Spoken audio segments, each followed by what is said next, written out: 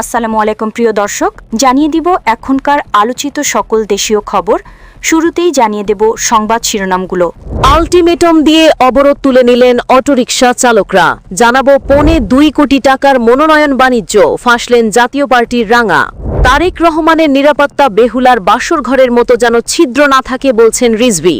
এবং সর্বশেষ জানাবো সিংগাইরের চোর সন্দেহে দুজনকে পিটিয়ে হত্যা। প্রিয় দর্শক, এতক্ষণ দেখছিলেন সংবাদ শিরোনামগুলো, এখন জানাবো বিস্তারিত খবর। আলটিমেটাম দিয়ে অবরোধ তুলে নিলেন অটোরিকশা চালকরা। ঢাকা মহানগর এলাকার চিকন চাকার প্রায় 2,41,000 ব্যাটারি চালিত রিকশা ও ভ্যান চলাচলের দাবি এবং আকিজ কোম্পানির মোটা চাকার 3 ধরনের অটোরিকশা বিক্রি বন্ধে অন্তর্বর্তী সরকারকে আলটিমেটাম দিয়েছেন অটোরিকশা চালকরা। এরপর তারা অবরোধ তুলে নেন।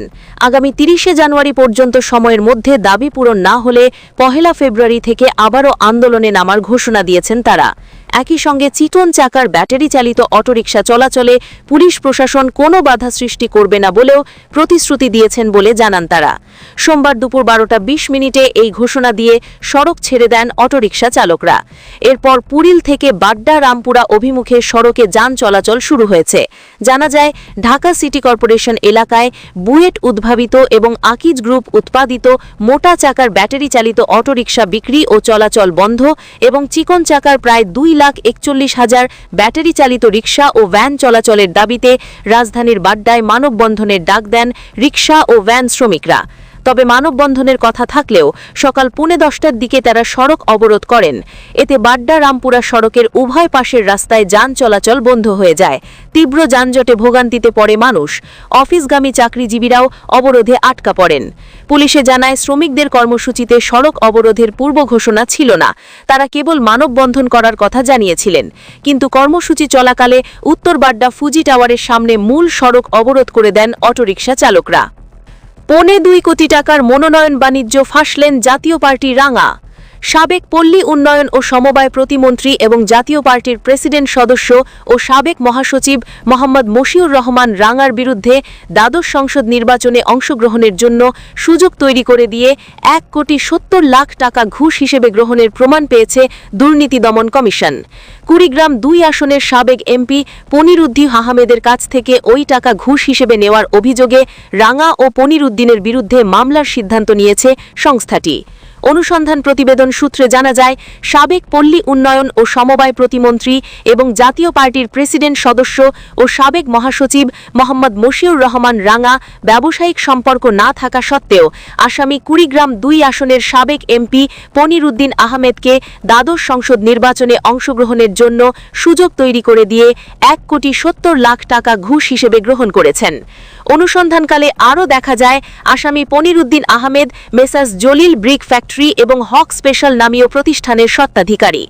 ইসলামী ব্যাংক বাংলাদেশের কুড়িগ্রাম শাখায় পরিচালিত আসামি পনিরুদ্দিন আহমেদের মালিকানাধীন হক স্পেশাল নামীয় হিসাব থেকে 2018 সালের 30 অক্টোবর ওই ব্যাংকের রংপুর শাখায় পরিচালিত আসামি মোহাম্মদ মশিউর রহমান রাঙার হিসাবে 20 লাখ টাকা ট্রান্সফার করা হয়। সোনালী ব্যাংক লিমিটেডের কুড়িগ্রাম শাখা থেকে পনিরুদ্দিন আহমেদ রাঙার সোনালী ব্যাংকের সংসদ ভবন শাখায় 2018 সালের নভেম্বরের 4 দফায় 1,50,00,000 টাকা জমা করেন। এভাবে মোট 1,70,00,000 টাকা ঘুষ হিসেবে দেওয়া হয়েছে।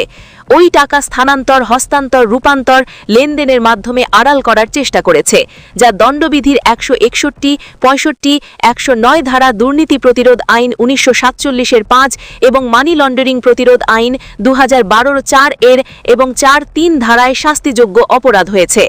এ কারণে তাদের বিরুদ্ধে মামলা রুজুর সিদ্ধান্ত দিয়েছে কমিশন।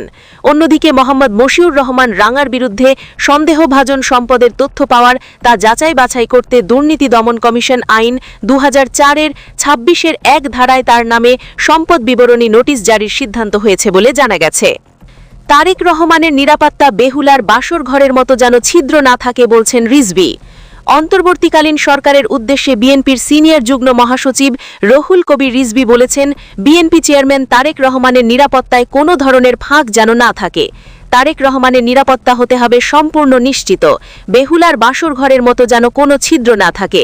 রিজভী বলেন, তারেক রহমানের নিরাপত্তা নিয়ে সংবাদ প্রকাশ হয়েছে, আমরা এই বিষয়ে উদ্বিগ্ন। বারবার বলেছি, চেয়ারম্যানের নিরাপত্তার বিষয়টি সরকারকে সর্বোচ্চ গুরুত্ব দিতে হবে। আপাত দৃষ্টিতে আমরা সেই মাত্রার উদ্বেগ দেখতে পাচ্ছি না। তিনি জানান, গতকাল গুরুতর আহত পরিবারের সঙ্গে বিএনপির চেয়ারম্যান তারেক রহমানের একটি মতবিনিময় সভা অনুষ্ঠিত হয়। সেই সময় একজন মায়ের আর্তুনি ও বুক ভরা কান্না দেখে চেয়ারম্যান গভীরভাবে বিচলিত হন। তিনি তাৎক্ষণিকভাবে স্টেজে আমাকে এবং আতিকুর রহমান রুমনকে নির্দেশ দেন, আজই ঢাকায় তিনি যে বাসায় অবস্থান করছেন সেখানে গিয়ে ওই পরিবারের সঙ্গে সাক্ষাৎ করতে এবং তাদের সমস্যাগুলো বিস্তারিতভাবে জানার জন্য।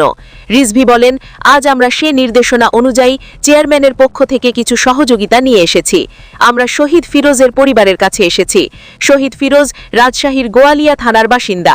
5ই অগস্ট পলাতক ফ্যাসিবাদ বিদায়ের সময়ও নির্বিচারে মানুষ হত্যা করতে করতে গেছে। শহীদ ফিরোজ তারই আরেকটি নির্মম নিদর্শন।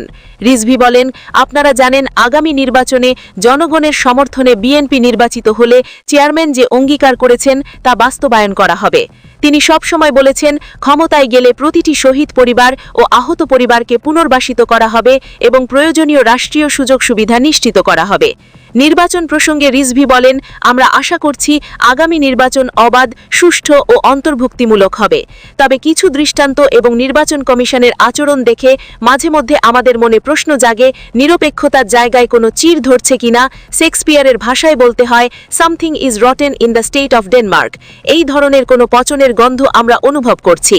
বিএনপির এই নেতা বলেন, যদি এমন কিছু ঘটে তাহলে অন্তর্বর্তী সরকারের নিরপেক্ষতা এবং গণতন্ত্রকামী রাজনৈতিক দল ও জনগণের রাস্তায় চির ধরবে। আমি এখনও বলতে চাই, নির্বাচন কমিশন নিরপেক্ষ আচরণ করবে, যাতে প্রতিটি ভোটার নির্বিঘ্ন ভোট দিতে পারেন, কোনো ধরনের সূক্ষ্ম কারচুপির সুযোগ যেন না থাকে। এটি নিশ্চিত করা নির্বাচন কমিশন ও সরকারের প্রধান দায়িত্ব। তিনি আরও বলেন, একটি দল নির্বাচনে যাবে না সেটি তাদের নিজস্ব সিদ্ধান্ত, সেটি তাদের বিষয়। এই বিষয়ে আমাদের কিছু বলার নেই। তবে সরকারকে দায়িত্বশীল ভূমিকা পালন করতে হবে, যাতে জনগণ নিশ্চিত হতে পারে যে নির্বাচনও সুষ্ঠু হবে এবং কোনো ধরনের সূক্ষ্ম বড় অনিয়মের আশ্রয় নেওয়া হবে না। সিংগাইরে চোর সন্দেহে 2 যুবককে পিটিয়ে হত্যা। মানিকগঞ্জের সিংগাইরে চোর সন্দেহে 2 যুবককে পিটিয়ে হত্যার অভিযোগ পাওয়া গেছে। সিংগাই থানার পুলিশ এবং স্থানীয় সূত্রে জানা গেছে, গতকাল রাত 2টার দিকে ইমামনগর গ্রামে শাকিল হোসেনের বাড়ির লোকজন তাদের বাড়ির সামনে মজনু ও দ্বীন ইসলামকে দেখে চিৎকার করে। এ সময় ওই বাড়ির ও গ্রামবাসী জড়ো হয়ে তাদের আটক করেন। এরপর ওই 2 যুবককে গুরুচোর সন্দেহে গণপিটুনি দেয় সবাই। এতে তারা গুরুতর উত্ত্যক্ত হন।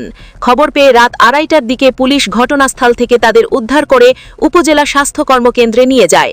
সেখানে প্রাথমিক চিকিৎসা শেষে উন্নত চিকিৎসার জন্য কর্তব্যরত চিকিৎসক তাদেরকে ঢাকায় জাতীয় অর্থোপেডিক ও পুনর্বাসন প্রতিষ্ঠানে ভর্তির পরামর্শ দেন। পরে তাদেরকে ঢাকায় সোহরাওয়ার্দী মেডিকেল কলেজ হাসপাতালে ভর্তি করা হয়। সেখানে চিকিৎসাধীন অবস্থায় আজ সকাল 6টার দিকে তারা 2 জন মারা যান। সিংগার থানার পুলিশ পরিদর্শক স্বপন কুমার সরকার বলেন, নিহতদের মরদেহ বর্তমানে ঢাকার শহীদ সোহরাওয়ার্দী হাসপাতালে রয়েছে। সেখানে ময়না তদন্ত শেষে আইনগত প্রক্রিয়া সম্পন্ন করা হবে। নিহত মজনু ও দ্বীন ইসলামের বিরুদ্ধে একাধিক চুরির মামলা রয়েছে। তারা দুজনই পুলিশের তালিকাভুক্ত চোর ছিলেন। প্রিয় দর্শক, এই ছিল এখনকার গুরুত্বপূর্ণ নিউজ। আরও গুরুত্বপূর্ণ নিউজ নিয়ে ফিরছি কিছুক্ষণের মধ্যে। নিউজগুলো সবার আগে দেখার জন্য এই চ্যানেলটি সাবস্ক্রাইব করে আমাদের সাথে থাকুন। ধন্যবাদ।